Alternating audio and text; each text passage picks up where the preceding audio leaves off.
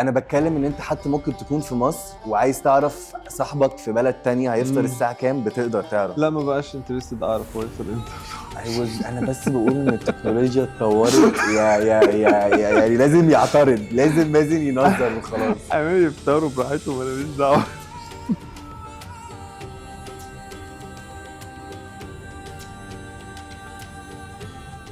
اهلا بيكم في حلقة جديدة من بالصدفة في رمضان. انا سعيد. مازن. كل سنة في رمضان بنمسك الورقة أو بنفتح الموبايل وبنقعد ندور على الإمساكية عشان نعرف مواعيد الإفطار ومواعيد السحور. بس حد فيكم فكر قبل كده مين أول واحد قال إمساكية؟ وجت منين الفكرة دي أصلا؟ تخيلوا بقى معانا لو ما كانش فيه اصلا امساكيه، كنا هنعرف ازاي مواعيد الفطار والسحور؟ ولا هنسمع بقى صوت الجيران هو يلا ناكل، فاهم ازاي؟ ولا المدفع بره ولا ايه؟ هناكل ونقعد نغني بقى وكده مش عارف ايه. تعرف ان اول امساكيه في رمضان كانت في سنه 1846 وكانت في عصر محمد علي باشا. أوه باشا. مين بقى اللي عملها؟ اللي عملها كان الخديوي عباس الأول، طبعها في مصر وكانت ورقة صغيرة كده فيها مواعيد الفطار والسحور، وكانت الناس بتحطها في البيوت علشان ما يضيعوش وقت الأذان. طب وازاي بقى كانوا بيعرفوا وقت الفطار وقت الاذان؟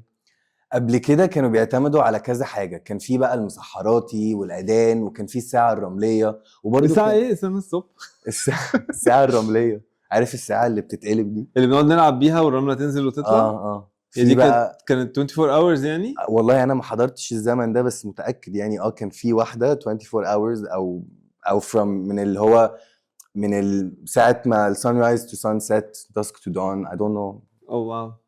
يعني بيبقى فيها حته مثلا نقول هنا المغرب. لا لما بتخلص. لما الرمله لا مش كلها طبعا. لا هي اكيد معموله اللي هو انت وقت السحور مثلا تقلبها لما تخلص ده وقت الفطار، تقوم قلبها تاني وقت السحور. نايس. برضو انت مش عايز بتهبد انا ولا بهبد اوكي. ما اعرفش ما اعرفش بس هما كانوا بيستخدموا. وكان في كمان ساعه اسمها المزوله. اي نو. عارف المزوله؟ ايه إيش؟ المزوله؟ لا بص لي هنا، بص لي هنا. اي نو ايه المزوله. دي ساعه بدائيه كده فاهم، كانت ساعه بدائيه. كانت موجوده زمان يعني فاهم. ايوه المزوله كانت ساعه بدائيه بتعتمد على الشمس، ساعه شمسيه بدائيه. مذاكر. هايل. يعني انت متخيل لو احنا كنا بقى بنصوم في الزمن ده كنا هنقعد نتابع الشمس بقى ونستنى الشمس تطلع. والله بنضيع وقت لحد الفطار. والله انترتيننج، صح ولا غلط؟ صح. الامساكيه بقى فضلت تتطور. مم. وبعد كده اتعملت الجرايد، فاهم؟ بقت بتنزل فيها كده هتلاقي فيه مانشات. فاهم حضرت ازاي؟ انت المانشات ده؟ يا ابني كان على زمنك؟ زمني ايه؟ like excuse me stop here. انا شيل دي يا باشمهندس، يا باشمهندس طارق. انا بصراحه عمري ما حضرت المانشات قصدك لا كانت موسيقية. بتنزل الامساكيه في انا حضرت الجورنال. لما كانت بتتفرق هدايا. لا وكانت بتنزل في الجرايد كده. ده اصلا كل يوم في الجرايد كان بينزل الفطار وقته امتى والسحور امتى. يعني خلي بالك هو ممكن يكون بينزل دلوقتي لسه بس انت ما بتجيبش جرايد. اكيد. ايوه اكيد بتنزل صح. بينزل.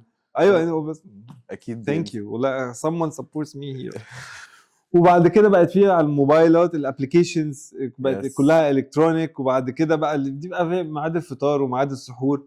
وبعد كده في نوتيفيكيشنز تيجي عماله تقول لك خلاص يلا الفطار دلوقتي او انت هو التكنولوجيا خدمت قوي في المكان ده. احلى حاجه ان انت من قبل ما رمضان يعني من اول يوم ممكن تعرف يوم 16 هتفطر الساعه كام بالظبط، فاهم؟ فالموضوع وفي اي بلد يعني انا هنا لك دقيقتين ثلاثه من كل يوم. بس انا بتكلم ان انت حتى ممكن تكون في مصر وعايز تعرف صاحبك في بلد تانية هيفطر الساعه كام، بتقدر تعرف. لا ما بقاش انترستد اعرف هو يفطر امتى.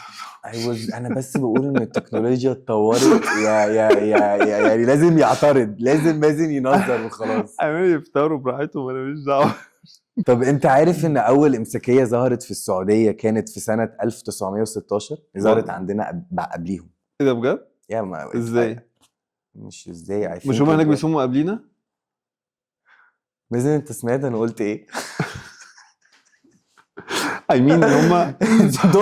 ايه ده بس؟ انت سمعت انا قلت ايه؟ ايه؟ ان الامساكيه في السعوديه ظهرت في سنه 1900. احنا ما جيناش. الامساكيه كان بليز فوكس. حرام اللي بيحصل فيا ده بجد. ممكن تركز شويه. هو مش مركز صح يا باشمهندسه؟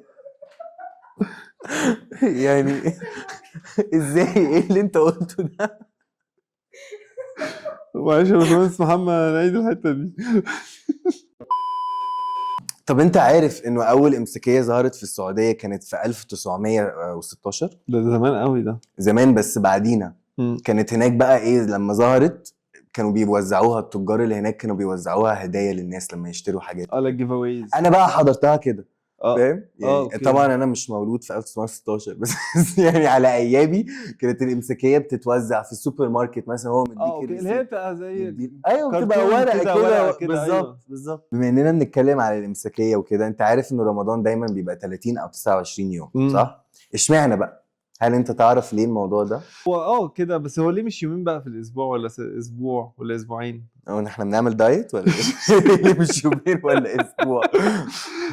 لا بجد، لا بجد بجد انت في حد يعرف ليه ربنا فرض علينا صيام 30 يوم بالظبط؟ اكيد في explanation ديني or historical، حاجه تاريخيه تمام الاتنين. للموضوع ده، تمام. الاثنين. هو الاثنين. فهو ربنا سبحانه الله وتعالى فرض علينا صيام شهر كامل، لان ده عدد الايام اللي النبي صلى الله عليه وسلم صامهم في اول مره بعد نزول الوحي، تمام. طب اشمعنى 30 يوم 31؟ مش يعني ليه مش 31 29 28؟ اشمعنى؟ رمضان مربوط بالتقويم القمري، والهلال بيحدد بدايته ونهايته، فعدد ايامه يا اما 29 يا اما 30 حسب رؤيه الهلال. فهمت يا استاذ سعيد ولا فهمت يا فاهمك؟ استاذ مازن. يعني يا ريت نفهم كويس. شكرا يا باشا.